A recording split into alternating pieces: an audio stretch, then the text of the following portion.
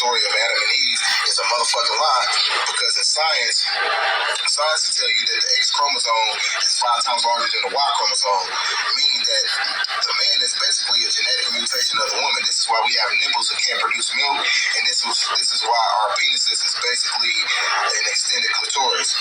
Now, when you get this book right here called The Lost Book of Enki, it's basically about the beginning story of the Anunnaki.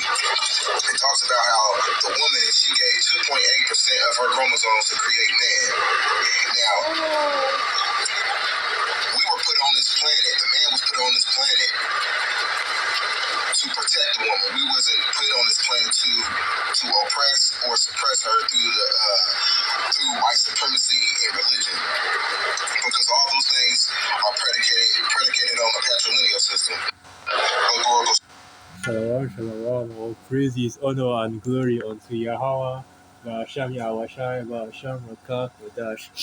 Double honors to the elders and the apostles of the great book, so that salutations to all you sincere ones. Now we're back again with another video through the spirit and power of Yahweh, Ba'asham Yahweh. And we could be going into prophecy, we could be going into the MOTV. Lord knows those are fire videos and very good topics to go into, but it's funny how you only really see this in the black community. And when I say that, I mean among Judah, Benjamin, and Levi, in other words, the southern kingdom. You don't see even the Latinos and the so-called Native Americans don't really be picking up their women like that. The heathen don't even bother at all. And Esau isn't doing that bullshit. You only really see this worship of the nigger woman, okay, because that's exactly who he was talking about. Oh, the original woman. But what about the original man? Nobody cares about that one. Well, basically, the woman worship, you only really see it heavily among you Israelites, okay, among the southern kingdom. That's once again Judah, Benjamin, and Levi. And just look at this nigger, man. He has the Aliyah t-shirt on. He has all the bugger books on his lap. Coming out here, speaking against the scriptures and speaking against the order which the Most High Yahweh Ba'asham Yahweh Shai has set up. So we'll start from there.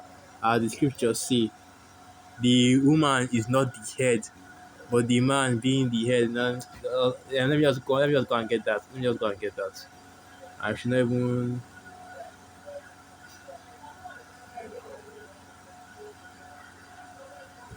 The scripture go. I wanted the woman to teach not to usurp authority from the man, for Adam was first formed and then Eve. And of course, I'm going to get that one as well. Let me get this one first in the book of 1 Corinthians 11, verse 3. But I would have you know that the head of every man is Hamashiach, and the head of the woman is the man, and the head of Christ, which is Hamashiach, is the Most High Yahweh Ba'asham Yahweh Shai. So now I want to get this precept. And let's go down a little bit. So like 1 Corinthians 11, verse 8. For the man is not of the woman, but the woman of the man. And you heard him in that video, and I have to repeat it again. How he said that a man is basically a mutated woman, which is incorrect, because you women, the women do not create the man. The man is not a mutated woman, okay? And the woman isn't a mutated man either. Before people will go and start saying that it's the other way around. But men and women are two different creatures created for two different purposes by the Most High Yahweh Ba'asham Yahweh. So one isn't a mutation of the other. Eve did not come out of Adam's rib like these Christians want you to believe, okay? There were already men and women on the earth aside from Adam and Eve when they were created on the earth. But continuing on, now 1 Corinthians 11, verse 9. Neither was the man created for the woman, but the woman for the man. And you see, in this kingdom, it is pushed the other way around. Because if you go back to the creation story in the book of Genesis, and of course that's one of the more popular stories in the scriptures, one of the more popular history in the scripture, because this is the origin of our creation, the origin of humanity, with Adam and Eve. And you know what the scripture says concerning Eve, that she would be a helpmeet unto Adam. Okay, let's get that precept. And the Most High declared unto Eve after she was found being wicked, But let's get that. So this is the book of Genesis 3, verse 16. Unto the woman he said, I will greatly multiply thy sorrow and thy conception. In sorrow thou shalt bring forth children, and thy desire shall be to thy husband, and he shall rule over thee. And that is how the order was set up by the Most High Yahweh Shai. Not the woman above the man, not the woman being worshipped over the man, but the man being above the man being the head of the woman. Okay, and that is how it was set up by the Most High Yahweh Shai once again. Now let's get these precepts. As it is written, Adam was first formed, showing you that the man was created first, okay, and then the woman. Let's get that. So this is the book of First Timothy 2. And I'll jump to verse 12. First Timothy 2, verse 12. But I suffer not a woman to teach, nor to usurp authority over the man, but to be in silence. For Adam was first formed, then Eve, and Adam was not deceived, but the woman being deceived was in the transgression. But the main point, of course, being First Timothy 2, verse 13, Adam was first formed and then Eve. And it's not just him saying that, the story of Adam and Eve is false, which is basically saying that the scriptures are false, because you know what the scriptures say, okay? That all the words of the Most High Yahweh are true. And if one of the words of the scriptures fail, that means the whole book has become invalid. That is Isaiah 55, verse 11, where the Most High said, So shall my word be that goeth forth out of my mouth, and it shall not return unto him void, but it shall do all the things which the Most High Yahweh had sent it. So if the history concerning Adam and Eve is, if you see that one part of the scripture is false, you're basically saying the whole book is false. And of course, we know that the story of Adam and Eve is not actually false, but is accurate. But in order for him to prove his point that, oh, well, this story of Adam and Eve is actually incorrect, what does he go and do? He goes into these other books, all these bug out books. Now, this is the book of Ecclesiastes 12, verse 12. And further, by these, my son, be admonished. Of making many books, there is no end, and much study is weariness of the flesh. And basically he's gone into these different books and got bugged out by it, and now he believes that he's black, that the nigger woman, okay, yes, I cannot say like that, but basically Judah, the women of the southern kingdom are his god now, because now he's giving reverence to these women, okay, when in all actuality, you as the man, you are the head, you are the leader, you are the originator, okay? It's not the woman that is the originator, but it is the man. The seed comes from the man, okay? The man is the planter, the husband, the sower, right? He then puts the seed in the woman, and the seed grows to become the child.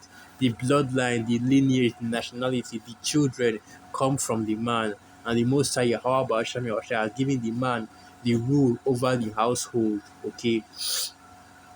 But yeah, to address the first point that he made, basically saying that Adam and Eve were not real, or that the words of the scriptures are not real. And basically, this is a doctrine that you see going out, especially among Jake, where they'll tell you that, oh, well, the Bible and the scriptures, religion as a whole, was made by the patriarchy in order to quote unquote control women, right? That's basically what they want you to do. They constantly push in these churches, and it's funny, they constantly push in these black women is God type of worshippers, the black woman worshippers, the black woman worshippers. That's what they push, and it's kind of funny that that your God has been subjugated for most of human history.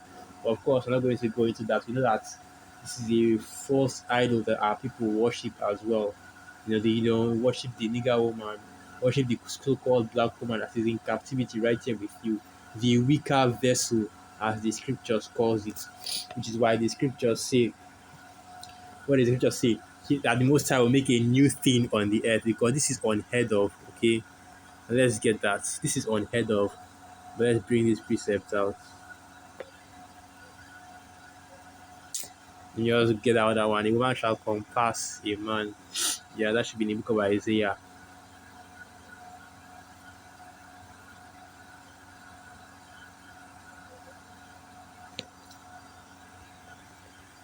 No, I can't. No, this picture doesn't want to come out. Okay, it's in the book of Jeremiah. So okay, it's in the book of Jeremiah. Alright, so this is the book of Jeremiah 1, verse 22, and it reads, How long wilt thou go about, O thou backsliding daughter? For Yahweh hath created a new thing in the earth. A woman shall compass a man. And that is what we are seeing right now, where you have men coming out here talking about how the black woman is this, the black woman is that, the black woman is above the man. The man was put on the earth to worship and to serve the black woman, because that's basically what he was saying. When you go as far as to say that, the reason why you are put on the earth is to worship, is to follow the black woman and to protect the black woman. To protect the black woman. That is going into worship, and that's going into like I said, that's going into worship. And the next piece that I want to get that is in the book of Isaiah. I believe that is the third chapter. But let me just do this instead, just to make sure I'm not getting the wrong going to the wrong precept. As for my people, right? Women are your women rule over them, and children are their oppressors. Isaiah 3, verse 12. As for my people, children are their oppressors, and women rule over them. O my people, they which lead thee cause thee to err, and destroy the way of thy paths. And we still continue in this way, okay?